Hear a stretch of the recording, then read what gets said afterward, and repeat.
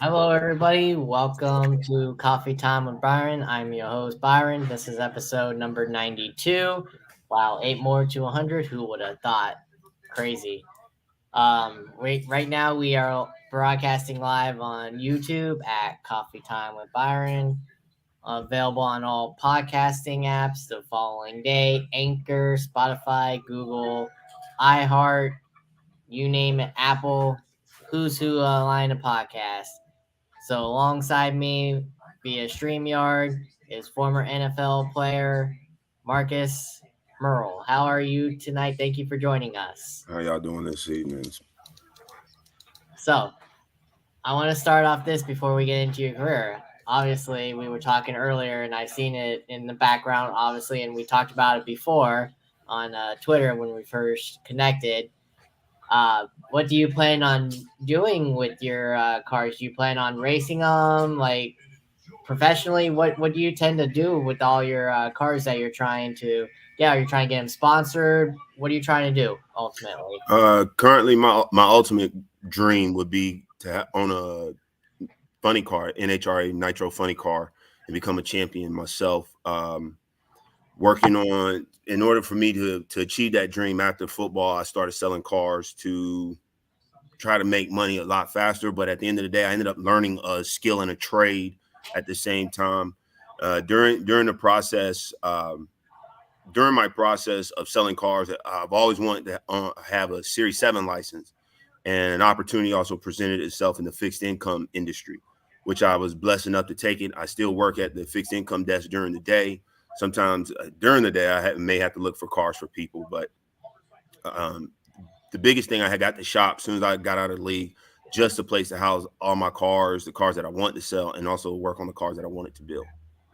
So, how many do you currently have right now? And are you trying to get yourself out there for even if you can't drive right now? Are you trying to get drivers out there that way you can get your cars out there and like has sponsors? What pretty much what I'm doing is working on my driving skills myself. Okay. Yeah, I'm working on my driving skills to be behind the wheel. I never thought about hiring a driver. The only two people I've ever thought about hiring was my two sons, and right now they're 12 and 8. They're not going to be driving Mhm. no time soon. Um, True. so a lot of this stuff has been personally for me because I knew there were some things that I saw actually while I was playing NFL ball that I did not want to happen to me. So I said, well, if I don't want those things to happen, I need to be able to work for myself, make my own money, and buy my own cars. So, what ultimately got you into it growing up? After I know you wanted to get something out of football, but what ultimately got you? Was this something that you grew up watching as well while playing the game of football? Was racing? Yes, yes. Racing has been pretty much around since I can really remember. My father got me into racing. He got my brothers into racing as well. Um, my middle brother, he also has a race car that we work on occasionally. So growing up as a kid, I've worked on my brother's race car. I watched a lot of drag racing and a lot of Formula One racing, and that's pretty much the two main staples of racing that I watch. Now I've been recently gotten into GT Cup racing, which is pretty cool. I guess they call it the gentleman's driving, but I like it a lot. So you also, even though you're into NHR and all that, do you follow NASCAR as well? Do you watch NASCAR as well? That or does that not interest you? I watch NASCAR occasionally. I had a lot of friends who actually worked for NASCAR. I ended up doing a race and I grabbed some tires for a NASCAR team one time when I was in Montreal, and that was pretty cool.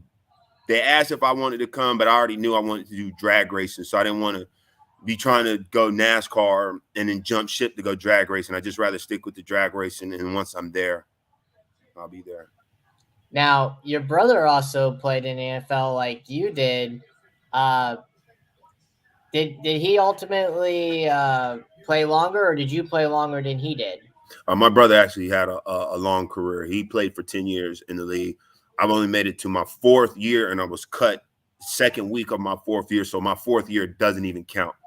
Mm, mm, that's horrible. Yeah.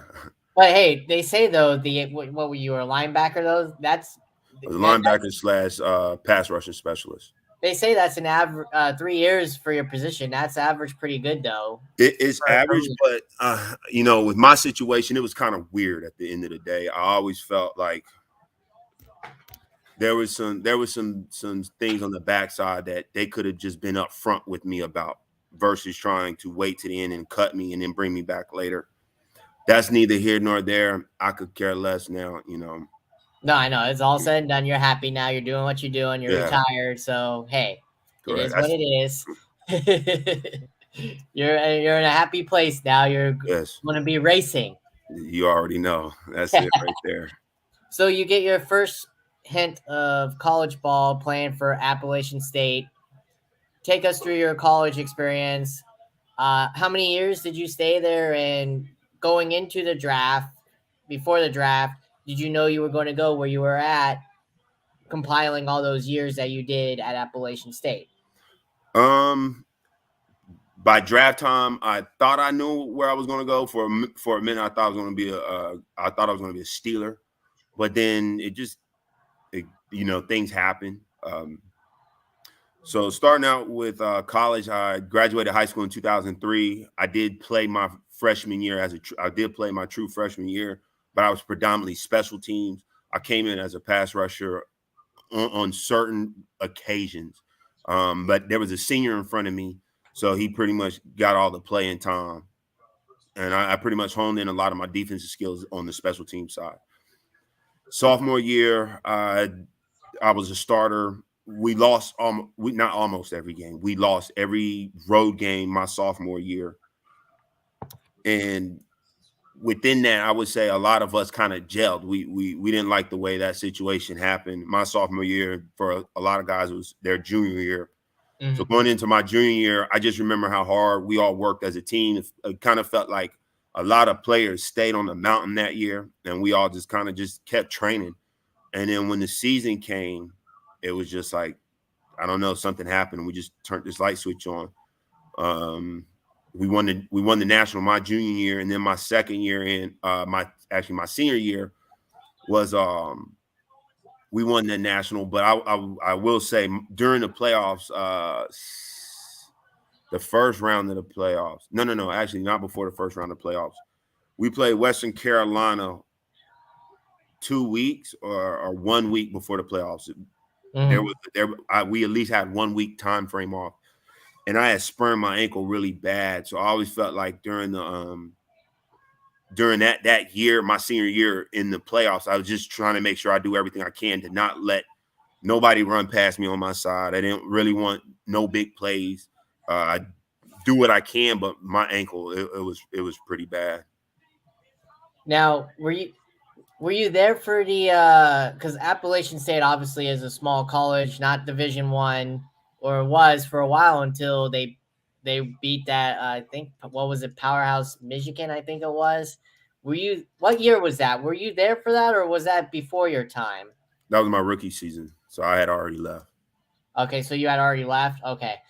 Now, I'm sure you had to be happy because obviously you went to Appalachian State. So when they took down the Powerhouse Michigan, what was going on through your head when they took down the Powerhouse Michigan? I mean, to be honest with you, I wasn't shocked. I really wasn't shocked because I started noticing a turn in our team. Like I said, my junior year, it was right after we played LSU. We had lost to them, but I just looked at how we played defensively, and we gave up some points, which in the end they won. But I just looked at it from my perspective, from coming from where we were on the mountain to play a big SEC school like that. I knew it'd be a matter of time before we beat somebody. And go figure, it'd be the Powerhouse Michigan, which they were heavily favored because coached by, I believe, Harbaugh at the time. So they were heavily favored, and you guys beat them. Now, ultimately, what made you decide to go to Appalachian State? Did you not get scouted out of high school by any of the other colleges, major I colleges? was, I How was was. how was that process about? My scouting process it was good. I had a lot of schools looking at me, and then around about the end, it's just kind of a lot of them just fell off and died off. neither here nor there. But everything actually worked out for the best because the school that I thought I was going to, that I really wanted to go to, it'd have probably been more disastrous for me now later in life than going to that particular school. So, like you said, you go into the draft, you're undrafted. You thought you were going to go to Pittsburgh, but what happened? Why did you not ultimately get drafted? What happened like with the process there? Did no team want you? Or did you have something going on? Why they didn't choose you? What was going on and why you went undrafted? I really never asked that question because, once I was there, I just said, I'm happy I'm getting this opportunity. Yes, people talked about me being drafted. There were some situations off the field, which, things happen. Right. They gave me the opportunity. Andy Reid gave me the opportunity. He accepted me as to be a player for his practice squad, which I'm very thankful for. And then during that time frame, Eric Mangini picked me up and put me on the active roster in New York, and I was there ever since for the next 2.5 years, pretty much 3 years. So I really can't say what happened during the draft time frame. I was just happy to have the opportunity. So, out of your career highlights and awards, before we get on to your career, which do you remember and value the most? You were in '06, SoCan Male Athlete of the Year, '06 SoCan Defensive Player of the Year, two-time AA All-American '05 and '06, and a UFL champion in '11. So, out of those accolades, which is more memorable to you?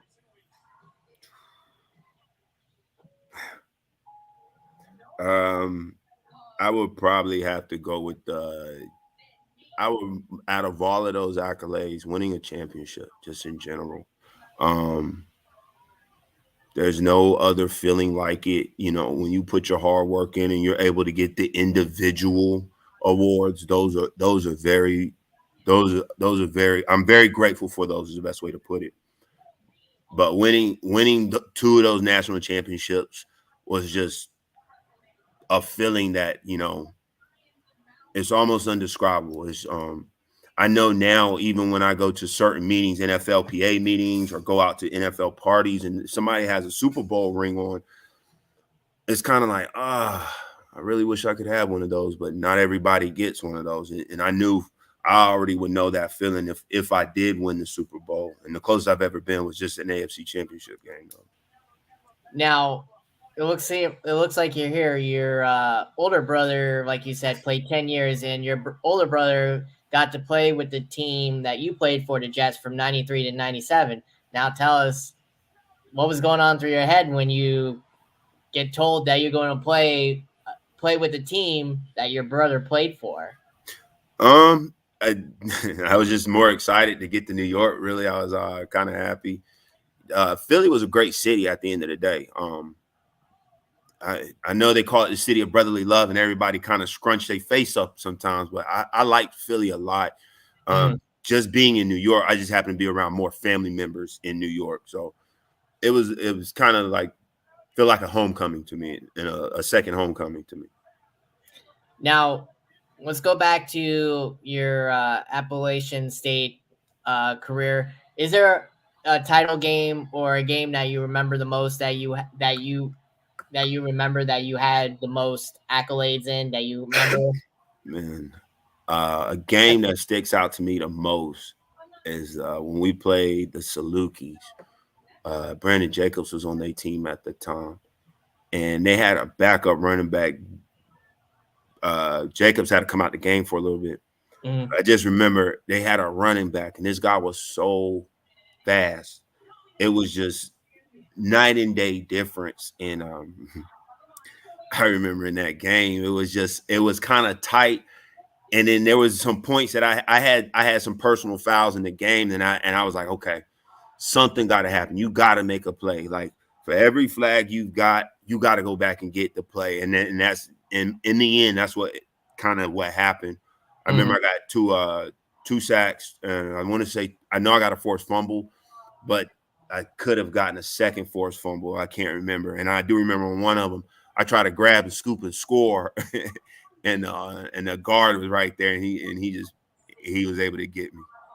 Now, tell me this: if this is true or not, is there any player that you see ever breaking this? You compiled in a school record that you were with them, uh, 36 sacks and 18 forced fumbles. Do you think any player can come close to that? What you had? I want to say I thought they had a player to beat my record. I think they had a player to beat my record. Mm, Um, the forced fumbles, I just wish I could have got more. That I used to love going in the backfield. I used to love punching at the ball, and and I remember sometimes, like, I know some coaches don't like the defensive ends to run around the tackle and come back down right. because the person is just going to be hard to catch them. But God willing, he blessed me with game time speed that when I go around the tackle, I could come from behind, and the running back may have forgot about me, and I just swipe at the ball. Now, do you remember your championship games in '05 for the division national championship? The first one, yeah, I definitely remember the first one. I slapped the ball out of the quarterback hand, and the funny thing was that year, all year, well, really in the beginning of a training camp, I used to run by a quarterback, Richie Williams, and I used to slap his hand. And then in the end, like you can't touch the quarterback, like that's just a no go. And Right, right. and so, long story short, I stopped doing that, and I used to just kind of run by that like I would slap his hand, and then just literally just that was the one particular game I was running by the guy, and I was like, oh, there's the ball, and I just remember I just slapped at it and it just fell out. Yeah, because right here in that game, that fumble that you strip sacked was returned by your teammate Jason Hunter for the winning touchdown. Do you remember that part? Yeah, I remember that part. I happened to see it recently, and I forgot when Jason had scored. I had ran down there and I literally jumped and tackled him. So that was a crazy part to me. Yeah, you guys ended up winning that championship 21-16. Yeah, that was a tight game right there. So ultimately, since your goal is a linebacker, and you said your goal was mainly to strip the ball, that's what you said you wanted to do. What do coaches ultimately want you to do as a linebacker? Do they want you to strip the ball like what you said, or what's the deal for a linebacker? To What secure do coaches train you to do secure the tackle first. Always secure the tackle. You know, instead of once going you for the ball? yeah, once you secure the tackle, you can go for the ball. That's if y'all not falling down, but just all within the way I would try to tackle people, I was already going for the ball. Then I wanted to secure the tackle and knock the ball out. Because then if I secure the tackle and knock the ball out while you're on the ground, I can at least crawl to the ball to go get it. So, like you said, you signed your first team was with Philadelphia. You unfortunately didn't make it. You were cut on the practice squad. Then you go to the Jets, and in '08, you make the roster. You play in 12 games, recording 9 tackles. What do you remember about your first year? Which I guess that would be your technically your rookie year in the NFL. What do you remember about your rookie year? Um, it was definitely a night and day difference from the Philly to New York. Mangini, he used to ask rookies questions, and like you need to get up there on the board and explain, especially if you was a rookie who was playing. Um, there was a one meeting, my very first game that I actually got to travel, and I knew I was going to play the next game versus being on the sideline. Mangini had asked me, who, on Marcus, you're on kickoff return. This particular guy is going to run down the field here. Who's going to make the tackle? And I was just so focused on myself on kickoff and punt that I just like, man, I'm just ready to go down here and make a tackle tomorrow. That when he asked me who for the Dolphins going to make the tackle, I told him I'm going to make the tackle. Who else going to make it? And he was like, nah, you're actually blocking on this play. I was like, oh, yeah.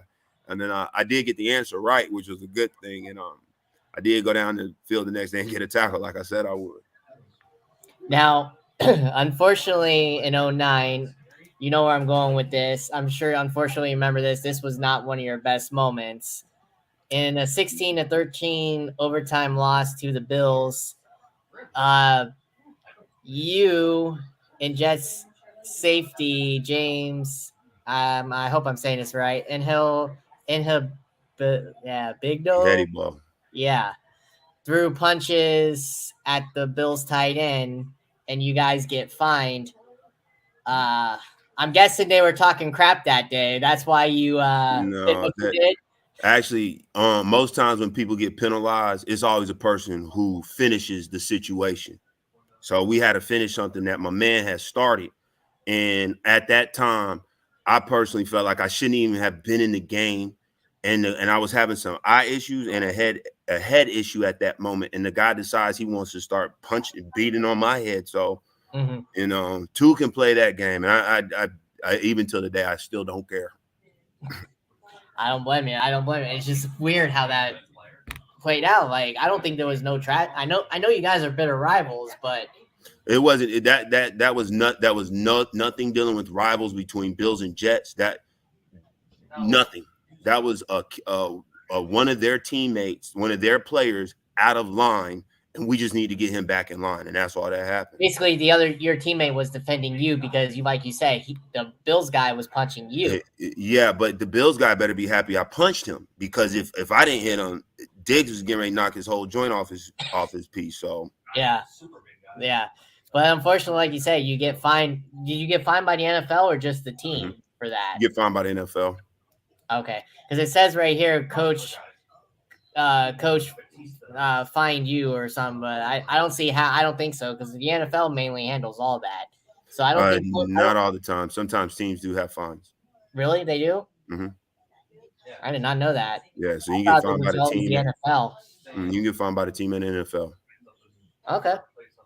So then, after that incident, um, you finished the season with 12 tackles in 10 games. Um, besides from that incident, what do you remember about that year finishing with the Jets? Well, outside of that little situation, I had a good year that year. The biggest issue I had was I got sat down for a month, which I wasn't really happy of. I was doing very well in tackles where I felt like I had at least a shot at trying to go for the Pro Bowl as a Yeah, you special did. teamer.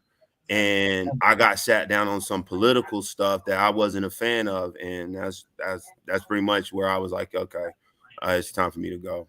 Yeah, because that's honestly a pretty good season to me. 12 tackles. I mean, And they sat me down for literally the whole month of October. No, the month of November. The whole month of November, I didn't even put on pads. mm, crazy. Right. Politics, like you said, it's ridiculous. Because yeah, like you said, after that you don't get tendered again by the Jets. You go become a restricted free agent, and then you sign with the New England Patriots on March 9th, 2010. Um, what do you remember about playing with them and Coach Belichick and with the GOAT Tom Brady? I know he was on opposite sides, but what was he like in the locker room that you could tell? I didn't talk to Tom much. I stuck with a lot of defensive players because we did a lot of meetings. Um, Tom's a great guy. That's one thing I can say. It wasn't like Tom and I sat down at the lunch together. Everybody sits down and eat with who they eat, and most times you normally eat with the side of the players that you going to be communicating your next play to. Yeah, offensive players and defensive players, they do sit down, but a lot of times you normally catch. I would be sitting with defensive players to review what we need to go over.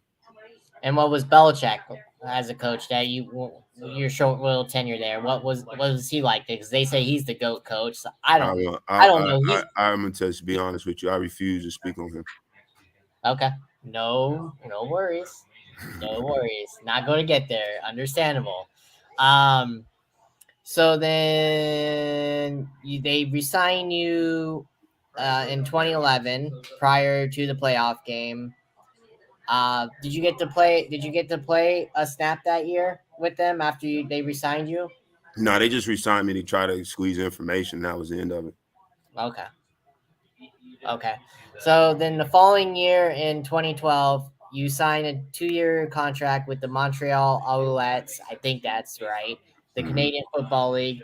Um, Is Canadian football like football over here? Is it faster, quicker? What's the It's, football it's, like it's, over there? I will always advise former NFL players, don't go up there unless you just love the game like that. If you do, then yeah, by all means, going up there. If you want a different lifestyle, going up there. But if you want to try to get back in the league, don't. That's kind of like a nail in the coffin for your career. Don't go out there. I wouldn't.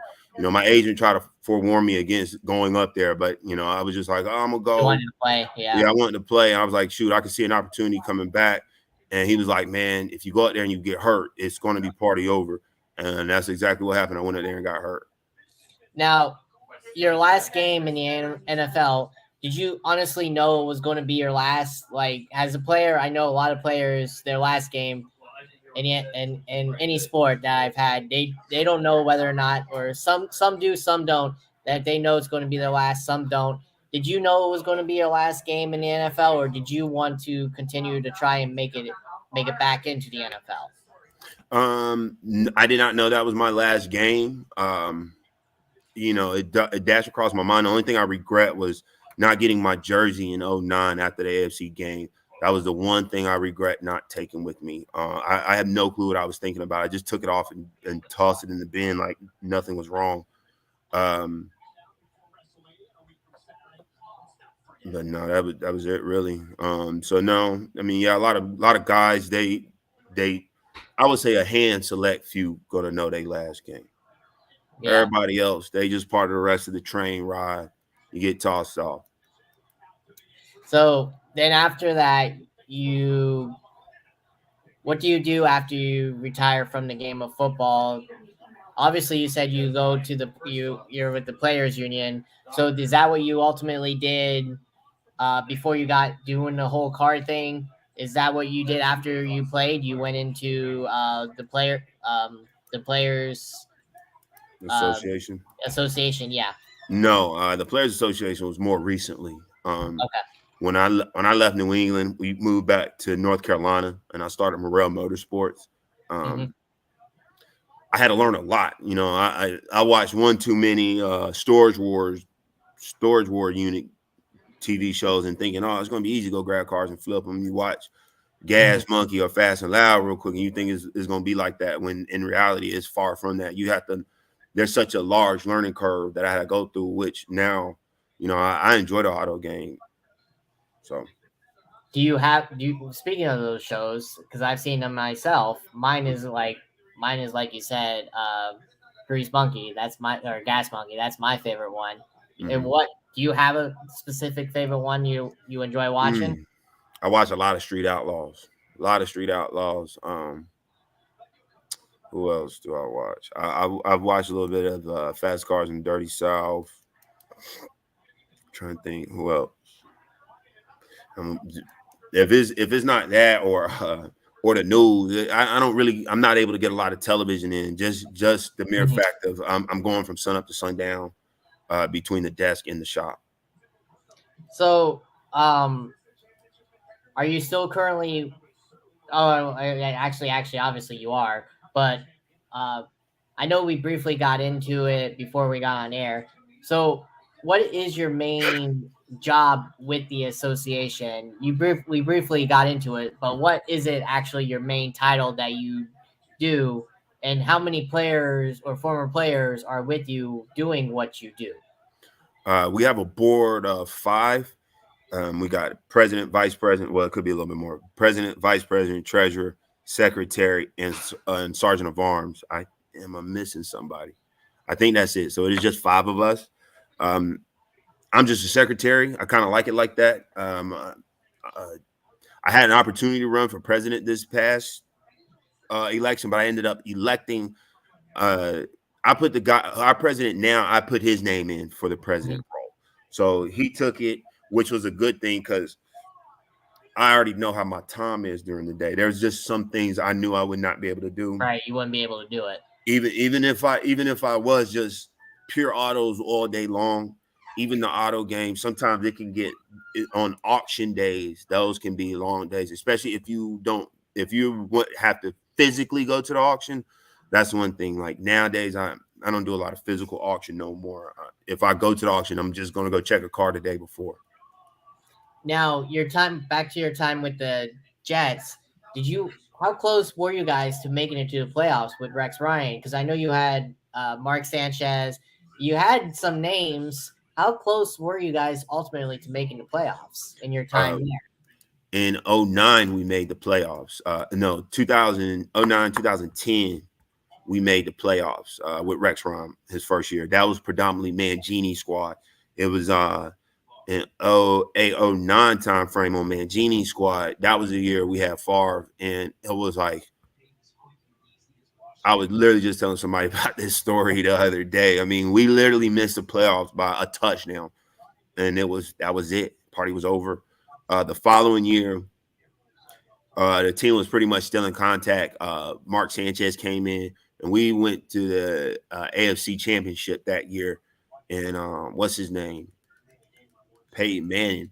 Yeah, He just Peyton kind Manning. of, yeah, Yeah. man. Peyton just kind of went out there and did his Peyton thing, and that was party was over. Now, ultimately, you like you said, you were a linebacker. You didn't get much sacks according to the stats I see. Unfortunately, if Hmm. who would you have wanted to sack the most in your time that you were in the NFL? Who would you want to have sacked the most?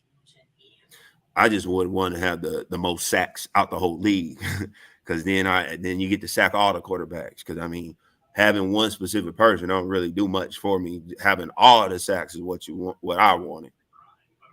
So what offensive line gave you the most fits as a linebacker? Because you were a linebacker. So what offensive line gave you the most fits then? Mm, I can only think of one player that ever stuck out in my mind as an offensive line. I take it back. Trey Thomas on my rookie season on the practice squad. Trey Thomas helped my game tremendously. Just going Mhm. against a Pro Bowler like that on a daily basis just helped my game out drastically. The There was a offensive tackle my fourth year in when I was in New England. We went to Atlanta and we was playing and we kind of practiced against them. And they had this doggone offensive tackle who was the backup to the starter. Mhm. I said, yo, somebody get that back up out of here. Get him back over there on that sideline because he should be the starter right now. And I'm not getting around him. So give me the starter back out here. Gotcha. So only two offensive linemen basically gave you the fits, and one was on your practice squad.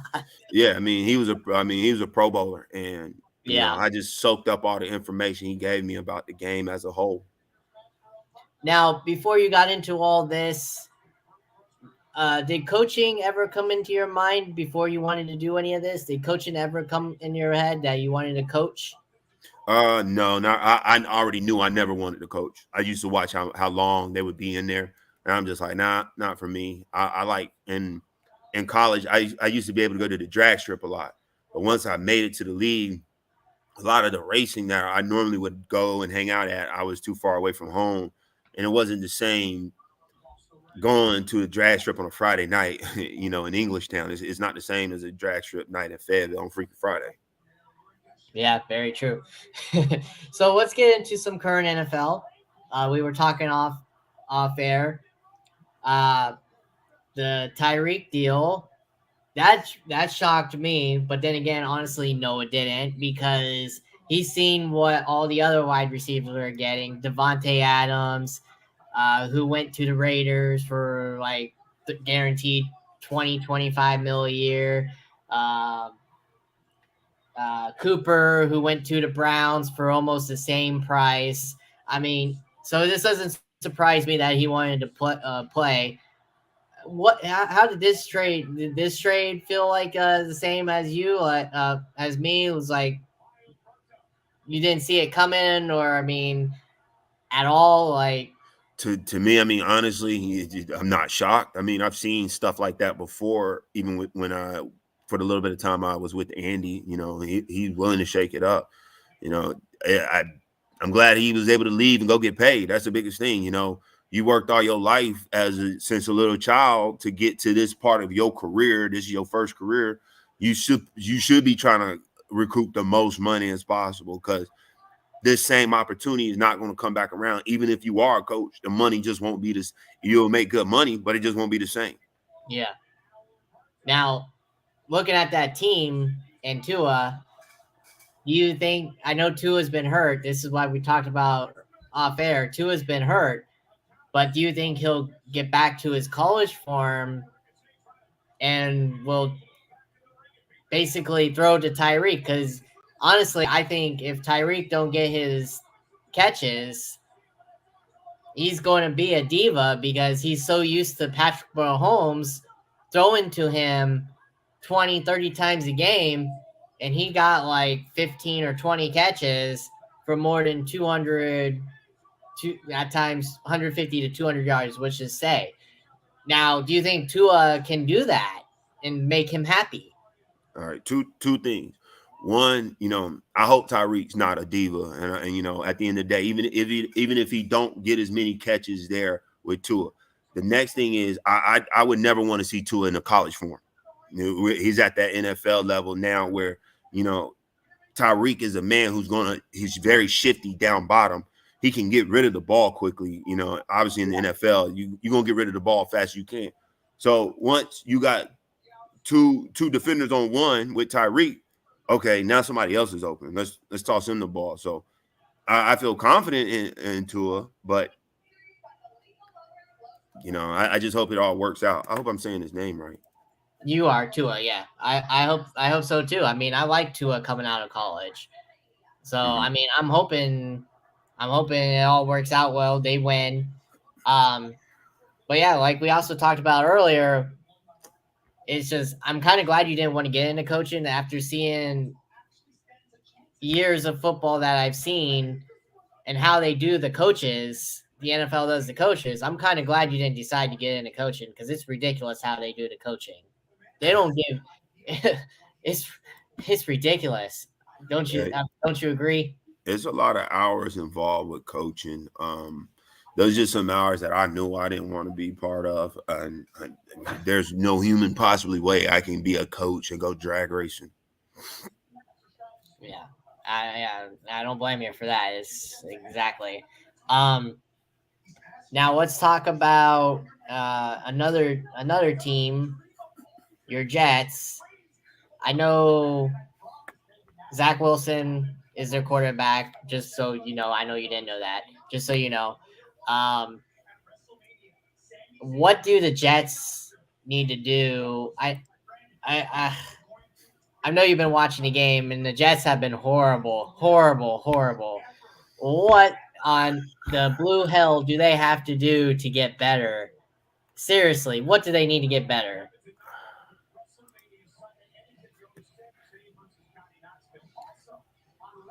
I really wouldn't know what to say. That's why I'm not a general manager. I just think from my own perspective, there's something else going on there where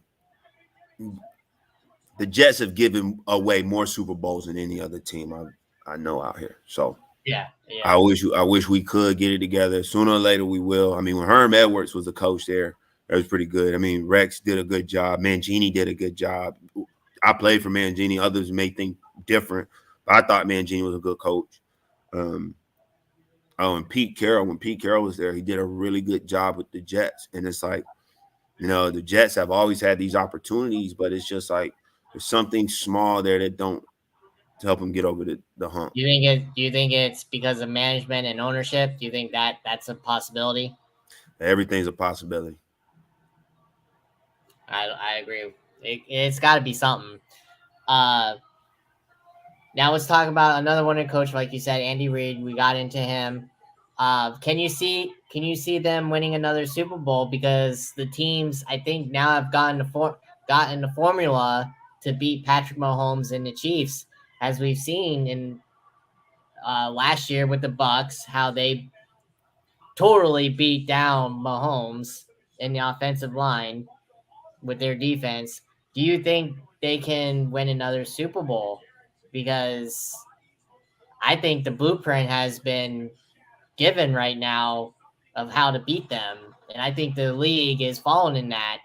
Can you see them winning another championship? And and it's going to be tough because that AFC West has gotten tougher now. So, do you see them winning another championship? I mean, I can't say I can see them winning another championship, but I do see them as a winning team just because you had a couple of teams who may have had a good game plan that day for them, and some people may actually try to hang their hat on that and be like, "Oh yeah, we got their card," and then get on out there and get their whole face slapped off. So, I know Andy's a great coach. Mahomes is a good quarterback. They're going to put some people around him to make sure that he can make plays.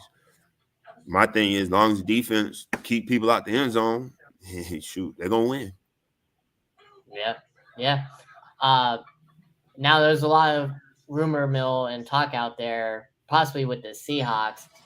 Uh, like before, can you see Colin Kaepernick coming back? There's talk that he possibly wants to come back. He asked the Seahawks for a tryout. Do you see that? That would be nice to see Kaepernick come back. I just don't think he's gonna come back. Just like I thought he was gonna get blackballed when this whole thing started, and he got blackballed, and here we are. I agree. It would be nice to see if he still has. I mean, the NFL had ample opportunities to hire him in different situations. Very true. They did. You're right. Another quarterback I'm sure you know of too, Aaron Rodgers. I'm sure you've heard of him, obviously. I don't know what to make of his being drama queen or whatever. I can't put two and two together. Like if you, I don't know if it's just that what he watched with Brett Favre doing it or what before Favre left, but I mean it's ridiculous what he's put the Packers through. Don't you think? Don't you agree? I'm gonna be honest with you. I haven't really seen anything. What him and the Packers got going on. That's between the Packers and Rodgers and their situation. So more power to both of them. There you go. There you go. So let's get back to racing. I want to ask you on that. So what's it take to get your license? And are you close to getting your license? Are you almost done with that? My racing license. Yeah. I'm actually planning on going to competition to get my competition license now for course racing. And I had planned on going to a drag racing school sometime during the summer so I can go ahead and at least get my 200-mile-an-hour license. So how many years ultimately is it that, or months does it take to actually get that so you can go to that? It just depends on how hard I want to work through the night. That's just really? Weird. Yeah, it's just based on most racing is based on money. Most racing is just going to be based on how much money you got to go buy all the cars, multiple cars, all the extra engines. Yeah, that's the reason I asked because I don't know. I mean, I thought about it at one point in time, but I just never really looked hard into it. My goal was my third year in, really my fourth year. If I had, I had mapped out a plan in my mind that, in New England, if, play the whole season, I hit all my incentives, I'll have enough money to buy a nitro car and a truck to at least pull me around. Excuse me. And I said, once I get that, I'll worry about sponsorship later. So now, obviously, that situation didn't work out going into week number 2. So from there, I've just been, working on my end, learning how to be a successful businessman in order to build my race cars. The only racing out here that is kind of tough to get into just based on pure money would be Formula One, because that is technically you got to be able to buy an NFL team if you want a Formula One, and then there's a lot of politics with it. Especially if you don't have some type of manufacturer to back you in order to do any research and development to help your car run faster. Right. So a couple more questions before I let you go because it's getting late here, and I'm pretty sure it's getting late over there too. The first one is you said you got kids. You got 2 kids, 2 sons, 8 and 12. Ultimately, have they told you what they want to do? Do they want to play football when they grow up like you did and your brother did? Do they want to race like you are doing now, what do they want to do? What have they told you that they want to do? My oldest, he wants to play baseball, so I'm working with him best I can. I used to play baseball growing up. I wish I never quit, but I did. And when I did have an opportunity, I didn't take my opportunity when I had it. So I'm working with my oldest son. He wants to play baseball. And my youngest child, he got caught with the football bug. He played flag for the first time last year, and I guess football was the only thing is a lot pace wise is good for him. He does soccer now, which since he can run, things like that. So I try to help him with that. I'm working on getting him some go karts. I want to get them both a course and a drag racing, both of them drags or go karts, so they can at least start driving now. Because one day they may wake up and be like, you know what, I just want to race. Because the crazy thing is, like, sometimes when you look on these racetracks, the people who are winning are not older guys like myself or people. It'll be some kid like 13, 14 years old. You're like, yo, I didn't even expect that. Yeah, right. This is actually going to be a bonus question before I get to the last question. The bonus question is, with the game having changed as many years as it has been throughout the years, being rough and tough and physical to protecting basically everything, the quarterback and all that. Uh, you as a player, uh, do you like the way the game is going with how they're protecting the players now compared to what they were when you were watching it growing up and wanted to be like? Oh, compared to that time frame, yes, Yeah, I definitely like how they are protecting them. Like a lot of the guys now, they don't really understand what two-a-days were really like. Even I got caught in the both worlds where when I first came in, we had real two-a-days. There was like no joking around. yeah, Everybody gets suited up twice, and then I've heard even worse stories about guys back in the '80s and the early '90s where it was like 3 practices a day. It's like, yeah, you will want to. You don't really want to work any human body that hard. Like, yeah, it creates mental toughness here and there later on in the season, but you just pretty much beating everybody down, and nobody's going to be able to play after a while. So do you think they've done well with handling the CTE cases? Do you think they've done well in handling that? Because I know a Uh, lot of, no, no. because I know there's We still still working. controversy on that. That's still work in progress. I hope so. I hope they get it fixed because they need to do something with their retirement players. They need to do something. You're going to be retired way longer than you will be active. Very truly, exactly. So I asked this question to everybody. Uh, this final question to everybody I have on. If you were coaching, I know that didn't enthusiasm you, but if you were coaching and you were coaching young kids, teenagers, whatever, minor league, whatever, college kids, whatever, if you were coaching them, what would you tell them to get to where you were as an NFL linebacker? And the second part is define your NFL career in one word, etc. Okay. I do coach. I take that back. I do coach a little bit. I help coach like little league football here Okay. and there. Okay. I work with some. I actually work with a couple of college students, high school kids. Ask me, the biggest thing I tell them all the time: get in your books, because the game is not there. And the game will use you, spit you out, and go on about your business. So the first thing is first, make sure you got a way to protect yourself out here. Right. To Right. some type, it could be a skill, it could be something you've done that you're happy to go make money off. If you don't want to go into coaching. For little kids, if you want to get to that level outside of your books, I mean, obviously you gotta train, you gotta want it. There's a lot of talent out here, but if you don't do something extra on your own, you just won't make it. It's just, to me, just that's my theory.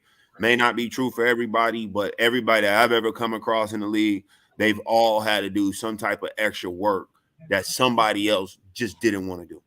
Yeah, I agree. Yeah, and I mean, to explain the only thing that came to my mind to explain my NFL career, even irregardless of all the situations, I say it was awesome.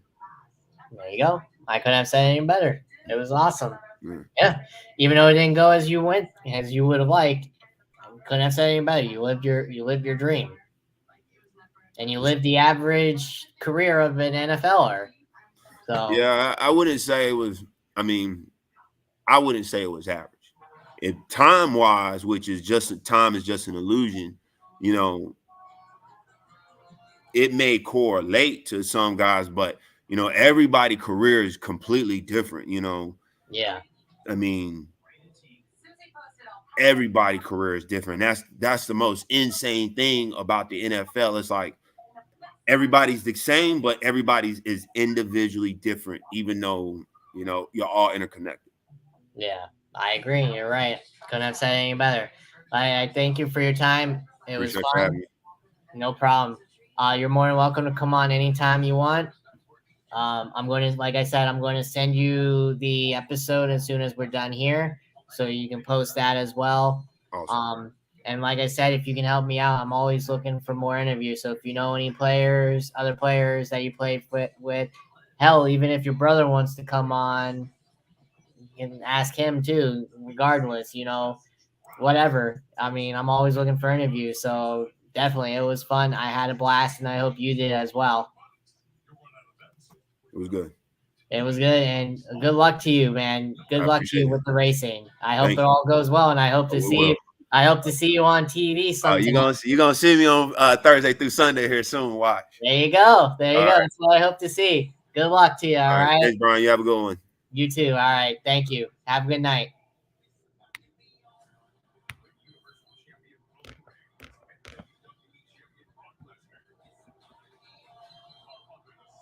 Former NFL player